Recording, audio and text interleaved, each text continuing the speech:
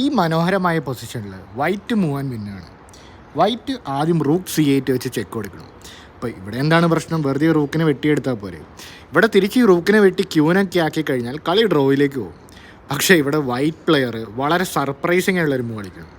നിങ്ങൾക്ക് വേണമെങ്കിൽ വീഡിയോ ഒന്ന് പോസ് ചെയ്തിട്ട് ഇവിടുത്തെ വൈറ്റിൻ്റെ വിന്നിങ് മൂവിനെ പറ്റി ആലോചിച്ച് വെക്കാവുന്നതാണ്. ഓക്കെ, ഒന്ന് കണ്ടു നോക്കിയാലോ. Queen A7 check. അപ്പോൾ ഇവിടെ ഒരു ക്യൂനെയും കൂടെ സാക്രിഫൈസ് ചെയ്യാണ്. അപ്പോൾ എന്തിനാണ് ഇങ്ങനെ ഒരു സാക്രിഫൈസ്? ബ്ലാക്ക് നോക്കുമ്പോൾ ഇതെന്താ വേറൊരു ഫ്രീ ക്യൂൻ ഇങ്ങനെ വന്നു. അപ്പോൾ ഈ പൊസിഷനിൽ നോക്കിക്കഴിഞ്ഞ് കഴിഞ്ഞാൽ 1, 2, 3 ആകെ 3 പോൺ മാത്രമാണുള്ളത്. പക്ഷേ വൈറ്റിൻ്റെ അടുത്ത മൂവോടെ ബ്ലാക്ക് ഇവിടെ തോൽവി സമ്മതിക്കണം. കാരണം ഈ റൂക്കിനെ വെട്ടിയെടുത്തിട്ട് ക്യൂനെല്ലാം ആക്കുന്നത് പകരം ഒരു പവർഫുൾ നൈറ്റ് ചെക്ക് കിങ് മാറുന്നു, റൂക്ക് ഇവിടെ ക്യൂനും വീഴുന്നു. ഈ പൊസിഷൻ വൈറ്റ് ഈസിലി ജയിക്കും. കാരണം എന്താണ്? 2 എക്സ്ട്രാ പോൺ ഉണ്ട്. എങ്ങനെയുണ്ട് ഈ പസിൽ?